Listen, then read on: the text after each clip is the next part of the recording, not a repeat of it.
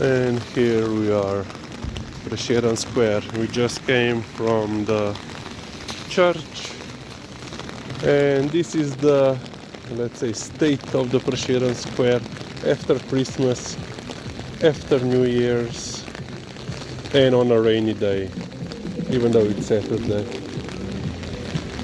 Okay. The decorations are still on, so it's still Epiphany. I assume they will even stay on for the Orthodox Christmas, perhaps even Orthodox New Year. And then they will be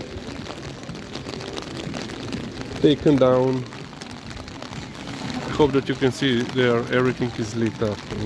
I don't know why, because it's very, you can barely see. On the Christmas tree you can see, but oh, but they are not. On the streets up ahead they are not lit. Just here in the city center. And of course the castle is not lit. Yeah. And no live music. And barely any customers. But quite a lot of people.